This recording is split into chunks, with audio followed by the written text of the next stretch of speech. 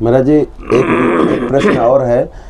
आज की जो नई दुनिया है वो तकनीकी पर केंद्रित है और किसी भी विषय को दूर से समझने के लिए तब सबसे पहले तकनीक का उपयोग करती है। उसमें ढेर सारे रील्स और जो वीडियोज़ हैं वो एक बड़े माध्यम बनकर उभरे हैं। एक विषय है जिस पर हम चाहेंगे आपसे पूछना इस बात को कि वो क्या कारण है कि आज की जो पीढ़ी है, जो लोग रील्स का, वीडियोज़ का उपयोग कर रहे हैं, वो कौतुक को और तमाशे को देखने और दिखाने में ज़्यादा उत्सुक है और ज़्यादा संलग्न है, संलिप्त हैं, बजाय इसके कि आपने जिन बातों की तरफ ध्यान दिलाया कि ये जो कुंभ की दिव्यता और भव्यता है, तो वो कैसी दृष्टि होनी चाहिए और क्या ज़रूरत है कि हम उस दृष्टि को पहचानें और उधर की तरफ बढ़ें? उसके लिए कुछ बहुत अच्छा प्रश्न है और इस पर ध्यान जाना चाहिए। मैं एक छोटा उदाहरण आपको दिखाता हूँ। पीढ़ियों से हमारी एक परंपरा है घर गृहस्थी की, समाज की। भोजन बनता है तो साग सब्जी अमनिया करने के बाद उसको धुला जाता है। अपने घर में साफ करके, फटक करके, कलहार करके रखी हुई दाल भी भिगा करके, धुल करके तब पकाई जाती है। चावल पकाया जाता है तो पहले धुला जाता है।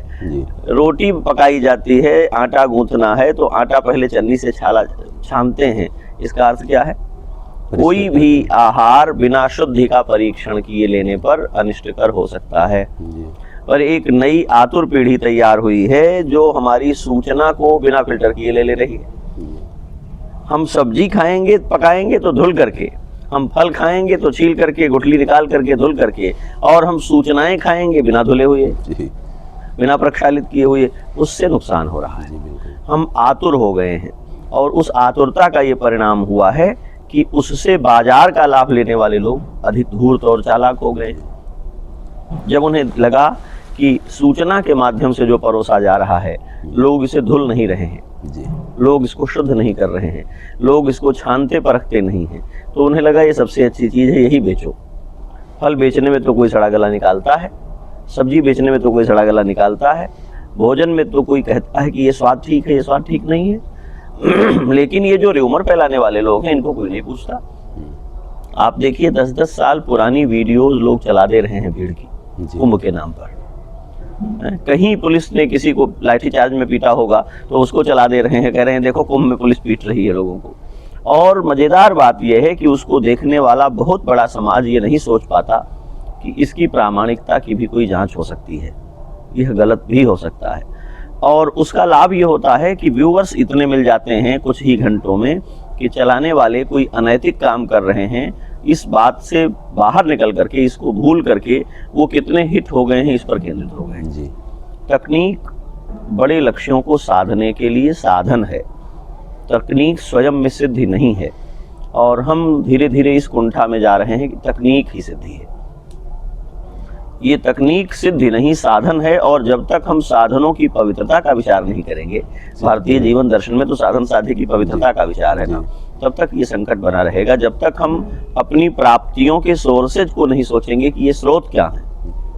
बहुत पुरानी अवधारणा हमारे यहाँ है, धन आगमन शुद्ध नहीं है तो उस आए हुए धन से आप चाहे फलाहार करें चाहे शाकाहार करें, आपका अन्न शुद्ध नहीं है। हम सेब खाएं चाहे तिन्नी का चावल खाएं, पहले हमें यह देखना होगा कि खाने के लिए इसे कमाया किस प्रकार गया है, क्योंकि जो अर्थ से शुचि है, पवित्र है, वही पवित्र है। तो जो सूचना की दुनिया है, जो संचार की दुनिया है, जिसे आप सोशल मीडिया और वर्चुअल मीडिया कह रहे हैं, यहाँ जो कंटेंट आ रहा है उस कंटेंट को बहुत अधिक फिल्टर करने की आवश्यकता है, क्योंकि इसको प्रस्तुत करने वाले लोग हमेशा प्रामाणिक नहीं हैं, उनके उद्देश्य सही सूचनाओं के नहीं हैं। लोगों को लाइक्स चाहिए, लोगों को फॉलोअर्स चाहिए, लोगों को रील्स बना करके व्यूअर्स चाहिए। और ऐसे लोग इस बात की, वो सारे अपराधी भी नहीं हैं, बहुत से ऐसे भी हैं जिनका कोई नैरेटिव नहीं है, लेकिन वो इस कौतूहल में पड़े हैं कि हमें बहुत से लोग देख लें, हमारा ब्लॉग हिट हो जाए। इसका क्या उपचार है? इसका उपचार ये है कि एक तो शासकीय स्तर पर फाल्स सूचनाएं फैलाने वालों को परिभाषित रूप से अपराधी माना जाए, उनका नियंत्रण हो। दूसरा ये कि जो देखने वाले लोग हैं, जब वो जानते हैं कि उनके देखे गए 100 रील्स में से 60 या 70, 75 ऐसी हैं जो फेक सूचनाओं पर आधारित हैं, जिसमें सूचनाएं फेक का आशय मेरा ये भी है कि अपर्याप्त सूचनाओं पर आधारित है, अपुष्ट सूचनाओं पर आधारित है। तो आप इस बात का अनुभव करना शुरू करिए कि आपको दिग्भ्रमित किया गया है, आपको गलत रूप से, किसी को अगर हमने कह दिया कुंभ खाली है चले आओ सबको लेकर, वो सबको लेकर चला आया और उसे कठिनाई की सामना करना पड़ा, तो ये सूचना क्या हुई? फिर किसी ने कह दिया कि कुंभ बहुत मुश्किल परिस्थितियों में है, ओवरफ्लो हो गया है, मत आओ। तो इस डर से जो आना चाहते थे और नहीं आ पाए, हमें ये कहना पड़ेगा समझ बूझ करके कि कब आने योग्य है, कब आने योग्य नहीं है, आए तो किन सावधानियों के साथ आए। तो जो देखने वाले हैं उन्हें इस बात के प्रति अधिक गंभीर होना पड़ेगा कि ये सूचनाएं उनके मन मस्तिष्क को और उनकी योजनाओं को प्रभावित कर रही हैं, तो उनको रीचेक करें। जी।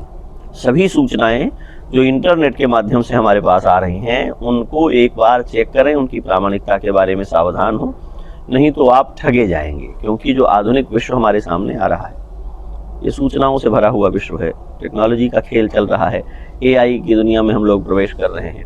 तो बहुत सारी चीज़ें फैब्रिकेटेड हैं और हम उनको लेकर अपने विश्वास, अपने व्यवहारों को प्रभावित कर लेते हैं, तो उनसे बचना है। और जो लोग इस पर काम कर रहे लोग हैं उनसे भी हम ये प्रार्थना करेंगे कि आप अपना पेट भरने के लिए, यश पाने के लिए, प्रसिद्धि पाने के लिए, हिट होने के लिए लोगों के जीवन को नकारात्मक प्रभाव मत दीजिए। आप इस बात के उत्तरदायी होइए कि आप लोगों को गलत बातें न बताएं।